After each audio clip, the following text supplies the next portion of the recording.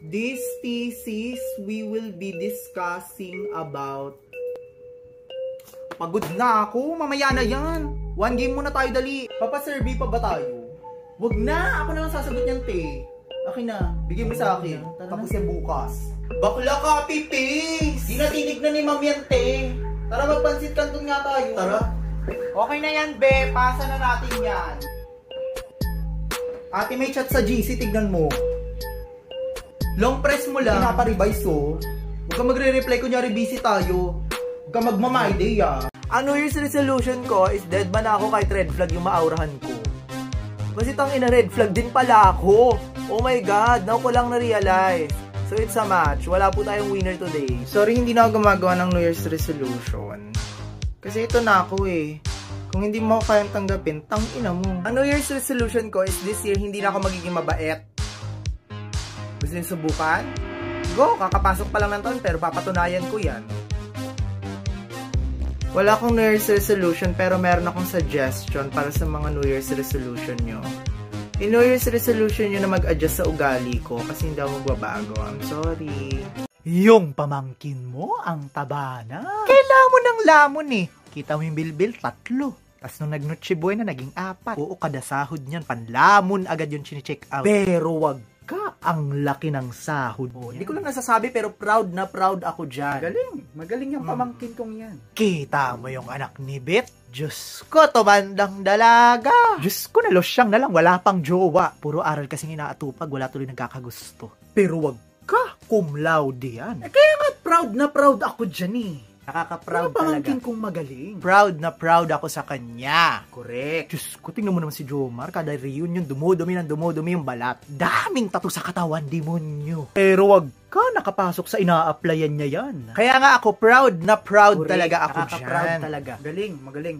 Yung pamangkin mo, ang cute. O, dance, dance, dance, dance, dance, dance, dance, dance, dance, dance. Ay, ba't naman ganyan kumimbot yung pamangkin mo? Paglaki niyang bakla yan. Uy, wag naman.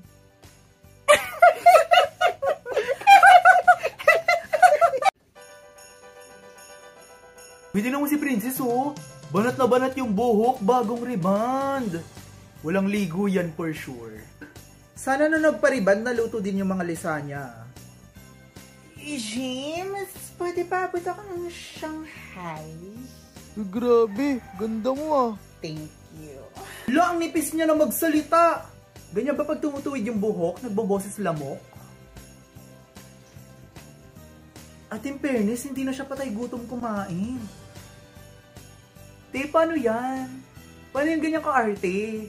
Bago ka na, ang arte mo na, kala mo ganito ka lang kaliit. Pero para ma-make sure ko lang, naligo ka, diba? Kasi kaka-reband mo lang eh, kahit half bath. Reband? Oh my God, hindi ako nag-reband.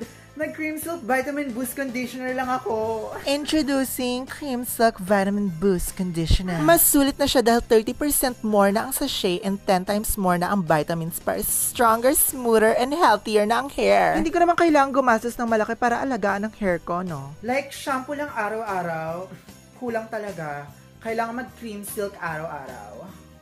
Cream Silk? So, ibig sabihin, naligo ka nga. Oh my God! Bago ka na nga, ti! Kakaiba ka na! Tagal naman, namamas ko. Hoy! Ba't doorbell ka ng doorbell? Tagal nyo lumabas eh, kanina pa ako nandito eh. Mamas ko nga, di ba?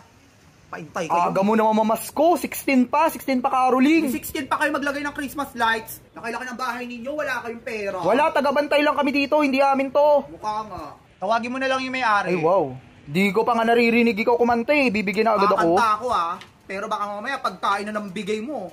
Perahin mo ha. Hindi nitong ilaw. Kakawalang gana naman yung bigyan. Lang iba. Parang babalik ka. 5! Tang ina na yon. Ang ina nyo. 5. Thank you. Ang babarat ninyo. Thank you.